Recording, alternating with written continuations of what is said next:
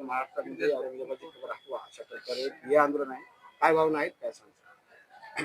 या क्रूर हत्यारा औरंग्याने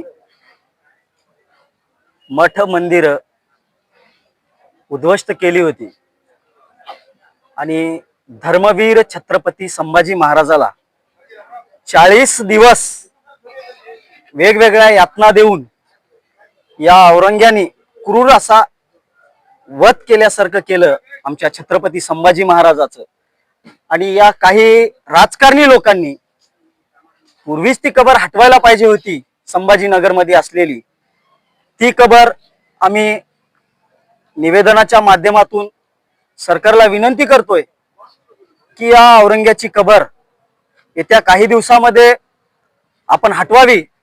अन्यथा अयोध्येविषयी जशी कार सेवा निघाली होती अयोध्येमध्ये, तशीच कार सेवा छत्रपती संभाजीनगरला निघेल आणि ती कार सेवा औरंग्याच्या कबरीवर धडकेल आणि त्या कबरीला आम्ही जमीनदोस्त करू असं या माध्यमातून सांगतो. सरकारला पुन्हा एकदा विनंती करतो की येणाऱ्या काही दिवसामध्ये, एका महिन्यामध्ये जर तुमच्यानं जर शक्य होत नसेल कबर हटवणं, तर बजरंग दलाला, विश्व हिंदू परिषदेला आणि सर्व तमाम हिंदू बांधवांना, छत्रपती संभाजी महाराजांच्या मावळ्यांना सगळ्यांना माहिती आहे की कशा पद्धतीनं ती कबर हटवायची, ती आम्ही हटवून दाखवू. मध्ये काय स्थिती आहे सरकारबद्दल काय? आमची एकच विनंती आहे सरकारला आणि सन्माननीय मुख्यमंत्री आदरणीय देवेंद्र फडणवीस साहेबांना, येणाऱ्या काळात 1 महिन्याचा अवधी आम्ही त्यांना दिलेला आहे. 1 महिन्याच्या आत तुमच्याच्याने जर कबर हटली नाही तर अन्यथा जशी कारसेवा झाली आणि कारसेवा झाल्यानंतर सर्व हिंदू बांधव अयोध्येत गेले.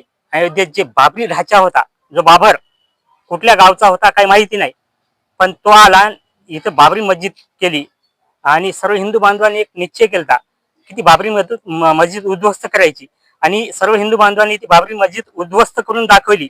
तशीच वेळ आता छत्रपती संभाजीनगरमध्ये येऊ नये. आमची सरकारला विनंती आहे, कायदा सुव्यवस्था आम्हाला बिघडवायची नाही आणि महिन्याच्या आत तुम्हाला अल्टिमेटम देत आहोत बजरंग दलामार्फत. महिन्याच्या आत जर आपण ती कुरक्रमी जे औरंगजेब आहे त्याची कबर जर नाही हटवली तर बजरंग दल, विश्व हिंदू परिषद व अन्य हिंदू संघटना रस्त्यावर उतरेल आणि छत्रपती संभाजी महाराज नगरमध्ये जनसैलाब उठेल आणि त्या औरंग्याची कबर जी आहे ती नेस्तनाबूत करण्यात येईल. एवढी मी सरकारला विनंती करतो.